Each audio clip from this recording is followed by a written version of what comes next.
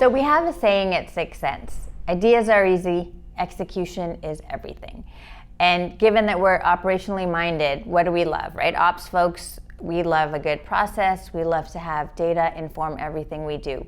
And when it comes to process and SLAs and just, razor sharp execution, there's a couple of steps.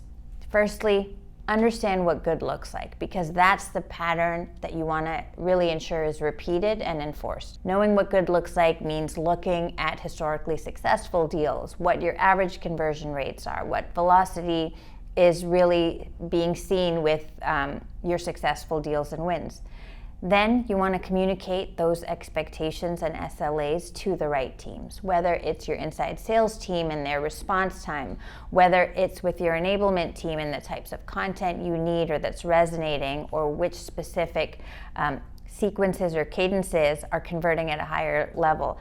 Either way, communicate and set that expectation. And then finally, inspect. I can't tell you how much that inspection process is critical to close the loop and make sure that those SLAs and those processes are really being adhered to. And that's how you make sure that there's no ambiguity, that marketing knows what they're responsible for, that sales knows what they're responsible for, and that we're all working together like a well-oiled machine. I'm actually going to give you an example of a specific process and SLA that's been very successful for us at 6 Cents. And we get a lot of questions around this, right? So an account 6 QAs, then what happens? And that's a really critical area for us. It's that revenue moment that we want to make sure is executed on to perfection. So we have our process. It's very well documented. It's available to our teams in a centralized area where we host a lot of the right content.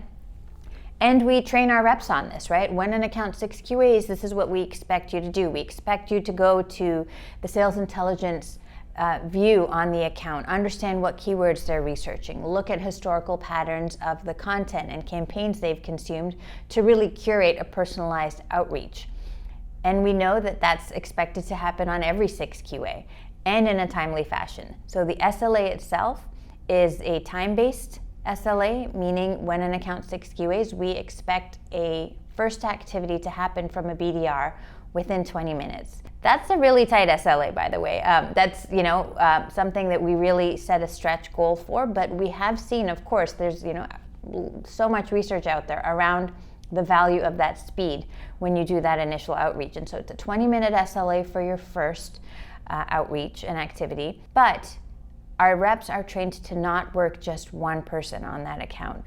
We know our win rate is double when we have, X amount of contacts on a deal. And so the SLA includes a multi-threading component where our BDRs are not just expected to reach out very quickly, but they're also expected to multi-thread into at least 3 personas. And when they have those 3 personas and there's enough outreach and interest coming back from the prospect, only then does an AE get involved and actually own that deal and own the progression of it moving forward.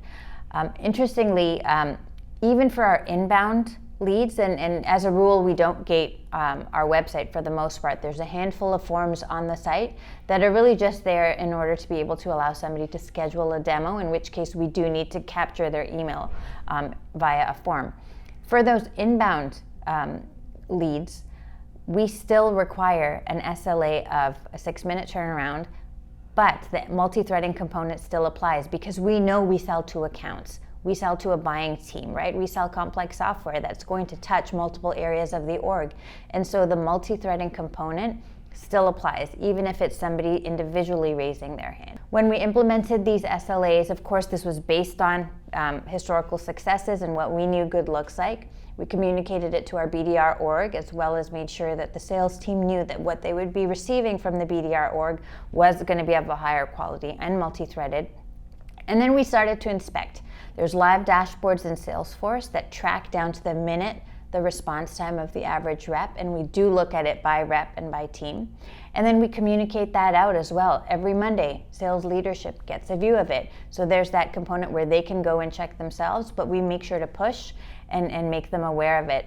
And just within 3 months, we had a 4x improvement in the response time, because the expectation was set, and then we inspected it and we made sure that there was no ambiguity into how we wanted to provide the best possible experience to our prospects.